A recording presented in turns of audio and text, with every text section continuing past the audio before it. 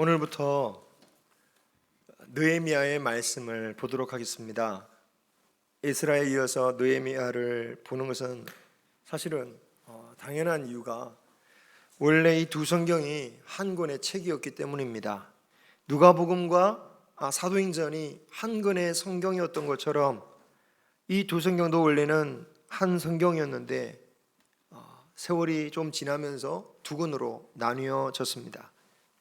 그런데 이 차이점이 있다면 에스라서가 예루살렘 성전과 제사, 절기를 중심으로 신앙 회복의 운동이 벌어졌다면 느헤미야서는 예루살렘 성벽 재건을 통해서 신앙 회복의 운동이 일어나는 것을 보게 돼요. 전혀 의도한 바는 아니지만 우리 교회 진행 상황과 아주 묘하게 맞아 떨어지는 것 같습니다. 우리로 치면 에스라서는 교회당 리모델링과 연관된 그런 말씀이고, 느헤미야서는 우리 교회의 환경, 이 외벽 공사와 또 연결되어졌다, 이렇게 이해하면 딱 이해가 오게 됩니다. 이 성전을 수리하던 성벽을 재건하던 그 모든 것이 사실은 하나님의 역사다라는 거예요. 하나님의 섭리 가운데 일어나는 일들이다. 성전만 하나님의 역사하시는 것이 아니라 모든 삶의 영역 가운데 그 재건의 모습을 보면서 하나님 뜻을 찾는 것, 그것이 우리의 신앙의 모습이라는 것을 에스라서와 느헤미야서를 통해서 우리는 알 수 있습니다. 자, 느헤미야는 에스라와 거의 동시대 사람이라고 할 수 있어요. 에스라가 2차 귀환을 했던 성경학자이며 또 제사장이었다면 느헤미야는 그 후에 약 13년 뒤에 3차로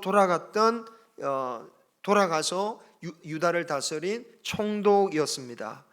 그러니까 첫 번째 유다 기한 때부터는 약 한 90년 지난 것이고요, 바벨론의 유다인들이 잡혀와서 정착하기 시작한 것은 약 160년이 지난 때였습니다. 그래서 느헤미야는 바벨론에서 태어난 이민 2세대 또는 3세대라고 할 수 있죠.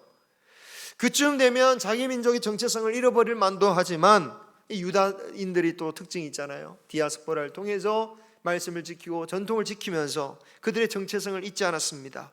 그래서 그의 형제인 하나니도 2차 귀환 때 예루살렘으로 돌아간 것 같아요. 자, 그런데 느헤미야는 왜 그때 가지 않았을까? 그것은 아마도 그가 자기 마음대로 움직일 수 없는 왕의 신하였기 때문일 겁니다. 1절에 보면 그때 왕이 아닥사스다 왕이라고 나와 있죠. 그의 아버지가 아하수에로 왕입니다. 에스더의 남편이에요. 그런데 그때 에스더가 뭐라고 합니까? 그 남편 된 왕의 명령, 허락 없이, 말 없이 그 앞에 나갔다가는 왕비조차도 목숨이 어찌 될지 모른다라고 했죠.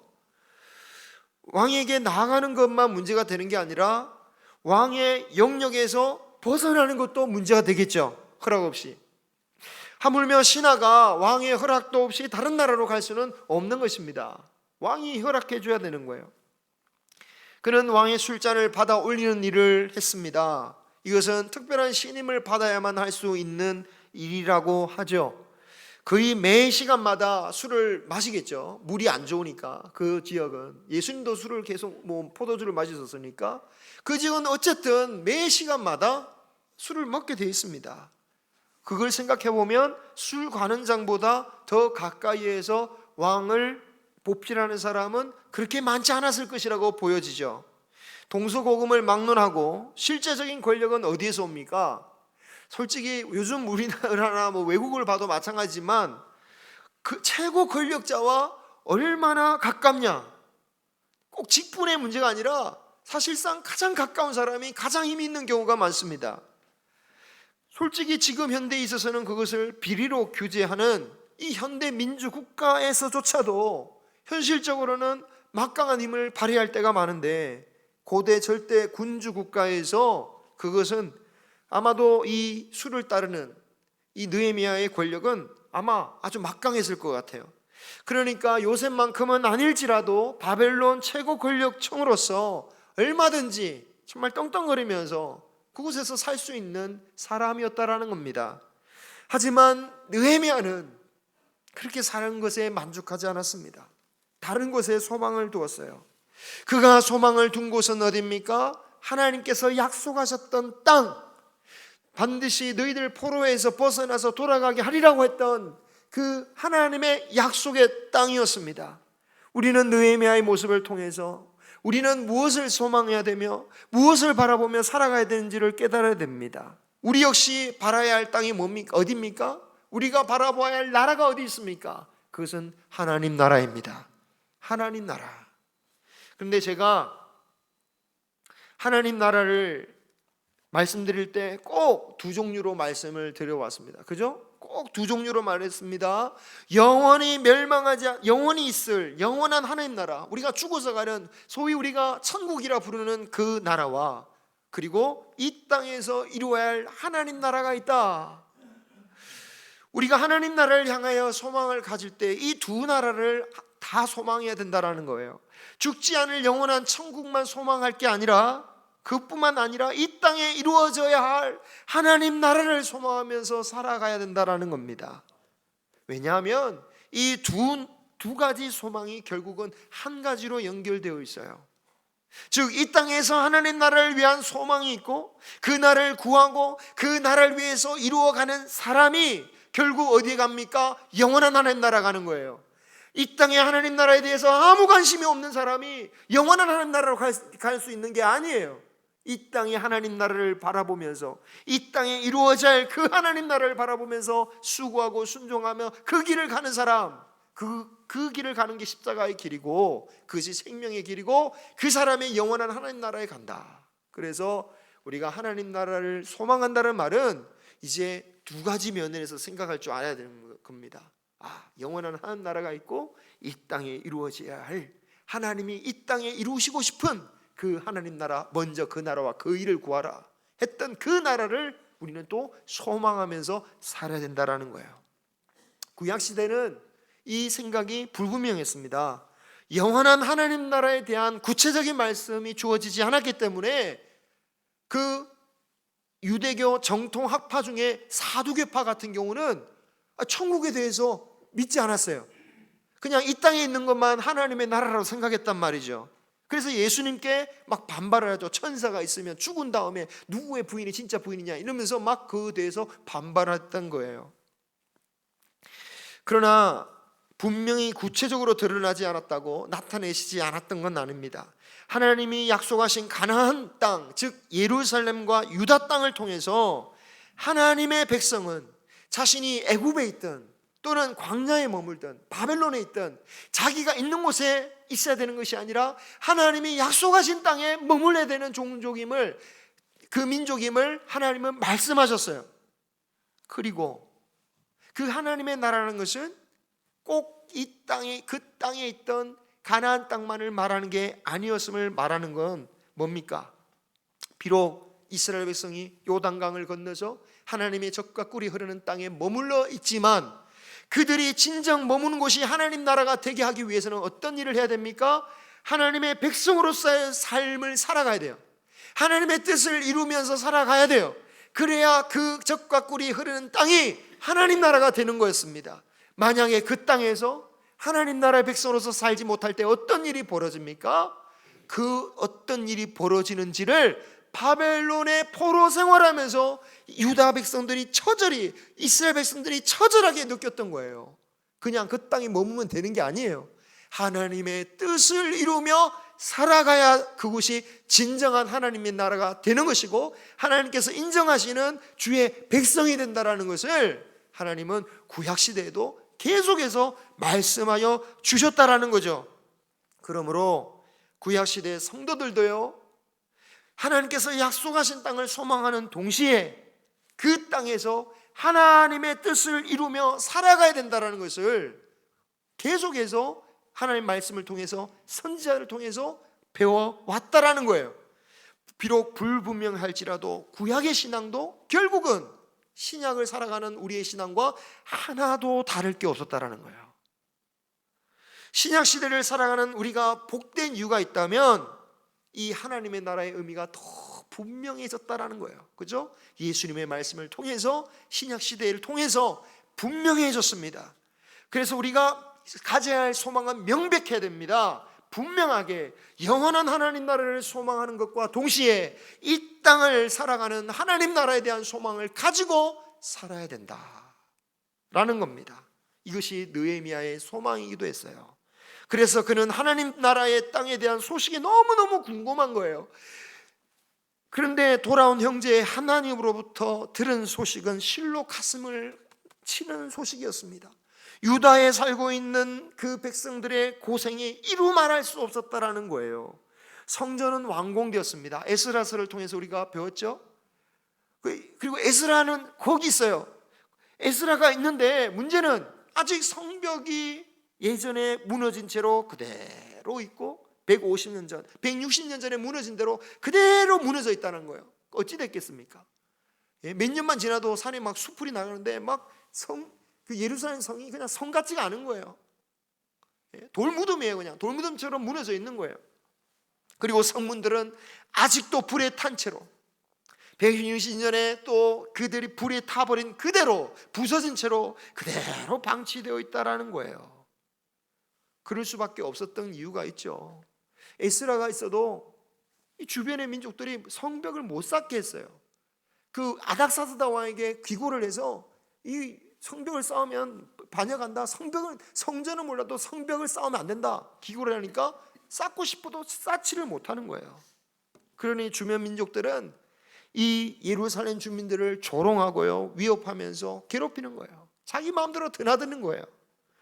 이 소식에 느헤미야는 그 자리에 그냥 주저앉아서 울었다라고 합니다. 얼마나 슬픈지 수일 동안 울면서 기도했다고 그래요. 그가 얼마나 진심으로 하나님 나라를 소망했는지, 그 땅에서 이루어져야 할 하나님 나라인데 우리 하나님의 백성이 그 고통 가운데 있는구나. 그 마음 가운데는 정말 하나님의 뜻이 이루어지기를 진심으로 바라는 소망이 있었던 겁니다.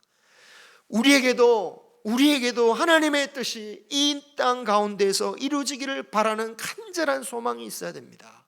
교회의 문제를 보면서, 선교제의 문제를 보면서 그냥 그런가 보다 할 게 아니라 느헤미야와 같은 그 마음으로 기도할 수 있는 저와 여러분이 되기를 소망합니다. 우리나라 대표팀이 운동 경기에서 승리하게 되면 정말 자기 일처럼 기뻐합니다. 우리나라에 비극이 생길 때 우리 일처럼 아프게 여깁니다. 왜 그렇습니까? 우리가 속한 나라이기 때문이죠. 우리가 속하지 않은 다른 나라의 문제에 대해서도 물론 요즘에 그 이스라엘에 벌어진 그 사건을 보면 솔직히 또 우리는 또 이스라엘을 좀 특별하게 생각하니까 이스라엘 사람들은 우리에 대해서 그렇게 특별하게 생각하지 않아요. 하지만 우리는 특별하게 생각해요. 거의 뭐 우리 민족처럼. 그런데 왜 같은 믿음의 백성이니까 우리와 마치 같은 민족인 것 같은 느낌이 있잖아요. 그러니까 좀 다르긴 해요. 하지만 뭐 이스라엘이 아니라 우크라이나나 아프리카나 이집트나 또 지금 팔레스타인이 좀 끔찍한 일을 했지만 솔직히 말하면 팔레스타인이 당한 거는 이스라엘에 비하면 더 많다고 하잖아요. 그죠? 수십 년 동안 갇혀서 엄청나게 피해를 보고 있는 게 또 팔레스타인이기도 해요. 그걸 보면서 우리는 뉴스를 통해서 가끔 보면 이거 불쌍하다 라고 하지만 어떻게 됩니까? 채널 돌리면 드라마에 빠져 있는 거죠. 다시 새까맣게 까먹어요. 왜 그렇습니까? 우리나라 일이 아니니까요. 그죠? 나라 일이 아니니까. 하지만 만약에 나의 가족이 그 나라에 있거나 만약에 북한이 정말 우리나라에게 똑같은 그런 끔찍한 일로 도발했다면 우리가 어떻게 드라마 보면서 웃고 있겠습니까? 막 가슴이 아프지 않겠습니까? 마음 가운데서 계속 아프지 않겠습니까? 그런 상황에서도 얼마든지 혼자 즐겁게 살 수 있다면 그 사람은 뭔가 문제가 있는 거겠죠. 하나님의 백성이 하나님 나라를 위하여 근심하며 기도하는 것이 얼마나 마땅하냐라는 거죠. 이런 근심이 구원을 이루는 거룩한 근심입니다. 내 삶의 만족에서 즐겁기만 하는 삶을 꿈꾸는 것이 우리의 삶의 목적이 되어서는 안 돼요. 근심, 하나님이 기뻐하시는 근심이 있어요. 어떤 근심입니까? 정말 구원을 이루는 근심. 다른 영혼들을 위해서 바울이 고린도 교회를 향하여서 생각했던 거룩한 근심. 이대로 가면 너희들이 멸망할까 내가 얼마나 근심했는지 모르겠지만 그 근심을 내가 후회하지 않는다. 왜? 그 근심은 구원을 이루는 생명을 이루는 근심이기 때문에. 이 땅 위에 이루어져야 할 하나님 나라와 그 의를 위해서 우리는 거룩한 근심을 가지고 기도할 수 있는 저와 여러분이 되시기를 주님의 이름으로 축원합니다. 우리 민족은 예전에 들었던 얘기입니다. 우리나라가 참으로, 우리나라 어떤 사람이 저 갔더니 텐트에 치고 어떤 외국 사람이 그렇게 남의 나라를 위해서 기도를 많이 하더래요. 아니 당신은 뭔데 그렇게 텐트 치고 그렇게 남의 나라를 위해서 기도하느냐, 왜 기도하지 않느냐고. 그 땅도 하나님 나라가 되어야 되지 않겠느냐고. 내가 그 옛날 얘기입니다. 6.25 때 내가 당신네 나라를 위해서 얼마나 기도한 줄 아느냐 라는 거예요. 여러분, 이 땅에 있는 모든 문제를 보면서 우리가 전파되어야 할 하나님 나라라고 생각한다면, 주님께서 명령하신 땅끝까지 복음을 생각한다면 이 땅에서 벌어지고 있는 일을 위해서 우리가 기도할 수 있기를 소망합니다. 우리를 구원하사 하나님 나라의 백성으로 삼으시면서도 우리를 당장 천국으로 인도하지 않으시고 이 땅에 우리가 살아가도록 하시는 목적이 있다면 과연 무엇이겠습니까? 아유 하나님, 제발 이 힘들고 지치고 너무 힘들어 죽겠는데 빨리 데려가 주세요. 진심이 어땠든 그런 기도를 하지만 하나님께서 살게 하시는 이유가 있다면 무엇일까요? 그 목적을 위하여 주님은 우리에게 주기도문을 가르쳐 주셨습니다. 하나님의 뜻이 이 땅에 이루어지도록 감당하게 하셨고, 먼저 하나님 나라와 그 일을 위해서 먼저 기도하라고 하셨고, 그래서 그 하나님 나라를 위해서 복음을 전하라고 땅끝까지 전도하라고 하신 것이며, 그 하나님 나라를 위해서 이 교회에서 그리스도의 몸으로서 섬기고 교회를 지어 나가라. 그게 왜? 하나님 나라를 위해서 그렇게 하라는 거예요. 우리는 죄라는 애굽 또는 바벨론으로부터 해방되어서 이제 하나님 나라로 가는 이 광야의 길을 걸어가는 사람들이라고 히브리서가 말씀하고 있습니다. 여러분, 광야를 지나 목적지까지 걸어갈 수 있게 하는 힘이 과연 무엇일까요? 광야를 가면서 만나도 필요합니다. 그죠? 매출하기도 필요합니다. 또 옷이나 천막도 중요하고요. 대적을 만날 때 이길 수 있는 힘도 중요합니다. 하지만 광야에서 필요한 것을 채우는 것은 그 광야를 지나는 목적이 아니에요. 광야를 지나는 목적이 뭡니까? 광야를 지나 약속의 땅에 들어가기 위함이죠. 그래서 우리의 필요를 채우는 것보다 더 중요한 것이 있다면 하나님 약속하신 나라에 대한 소망이 있어야 된다는 거예요. 그 소망이 없이 이 땅에 살아가는 것으로 만족하고 이 사회에서 그냥 구경하는 것으로 만족하고 그것으로 내 삶을 생각한다면 그 참 방황할 수밖에 없다라는 거예요. 바벨론에 있던 유대인들 중에 약속의 땅으로 끝내 가지 못하고 남아있던 사람들이 있습니다. 출애굽 때에는요, 단 한 명도 아마 빠짐없이 다 나갔을 거예요. 왜 그랬습니까? 핍박을 하니까, 대적하니까, 완전히 원수가 되었으니까 애굽에 못 머물렀을 거예요. 하지만 바벨론 때는 다릅니다. 바벨론 때는 다 적응했어요. 자기 나름대로의 삶을 살아요. 디아스포라를 통해서 유대의 전통을 지키면서 이방의 나라를 살아요. 그때부터 디아스포라가 시작됐거든요. 하지만 약속의 땅으로 돌아가지 않는 그들의 모습을 보면 어찌 보면 약속의 소망이 약했기 때문에, 약속의 소망이 없다면 결국은 약속의 땅에 들어가지 못한다는 것을 상징적으로 보여주는 것이라고 저는 봅니다. 느헤미야가 유다 땅을 향하면서 울면서 기도하는데요, 무엇을 기도하냐면 구체적인 기도 제목은 11절에 나오고 5절부터 10절까지는 회개의 기도의 내용이에요. 에스라가 기도했던 것처럼 우리 조상 때문에 이리 됐습니다라고 하지 않고 자신과 조상의 죄로 인해서 우리가 이런 바빌론 포로 생활을 하였사오니 용서하여 주시고 이제 주님께서 의를 사랑하는 자에게 약속하셨사오니 그 약속대로 나의 기도를 들어주시옵소서 라고 하면서 11절에 페르시아 왕에게 은혜를 입게 하여 주시옵소서, 굉장히 구체적인 기도를 합니다. 바사 왕에게 은혜를 입게 하여 주시옵소서. 그게 기도의 핵심이었어요. 그가 왜 바사 왕의 은혜를 구했을까요? 더 높은 자리, 더 행복한 삶을 누리기 위한 은혜가 아니죠. 유다로 자신이 돌아가서 백성들을 섬길 수 있도록 왕에게 은혜를 받아서 허락받게 하옵소서. 그게 기도 제목이었던 거예요. 이 기도를 보면 하나님 나라를 소망하는 사람과 그렇지 않은 사람의 기도의 내용이 차이가 나타납니다. 만약 느헤미야가 하나님 나라를 소망하지 않았다면 그가 구하는 은혜란 건 뭡니까? 주님, 이 땅에서 더 사랑받게 하여 주시옵소서. 저 힘 있는 사람의 은총을 받아서 더 높아지고 더 인정받고 더 잘 살게 하옵소서. 아마 그런 기도가 됐겠죠. 그런데 느헤미야의 기도는요, 완전히 반대 기도를 하고 있는 거예요.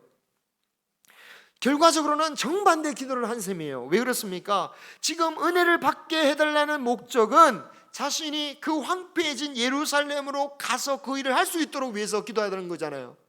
즉 지금 자신 그 기도대로 된다면 어떤 결과가 미치는 겁니까? 자신의 지금 안정된 삶과 권력을 다 내려놓고 그 왕과 제일 가까이에 있던 그 관계에서 가장 멀어지는 사람이 되어버리는 거잖아요.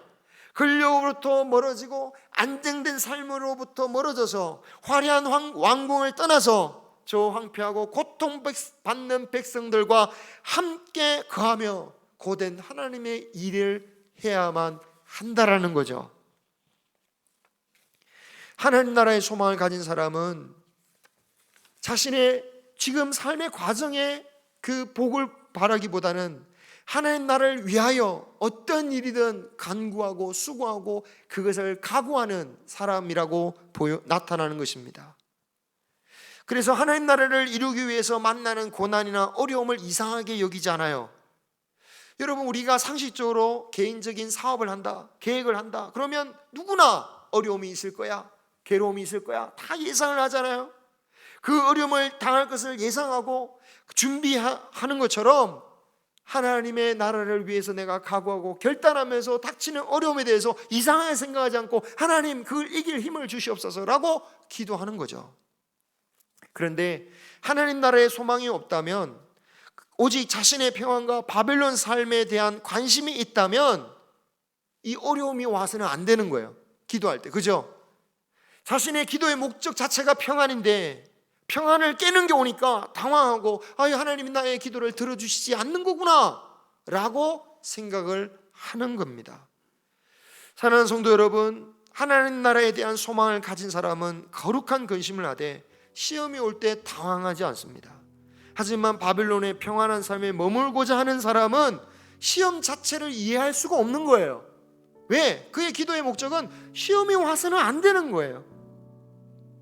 그래서 기도가 실패했다 생각하고 기도할 힘마저 없어지고 기도하고 싶지도 않은 거죠.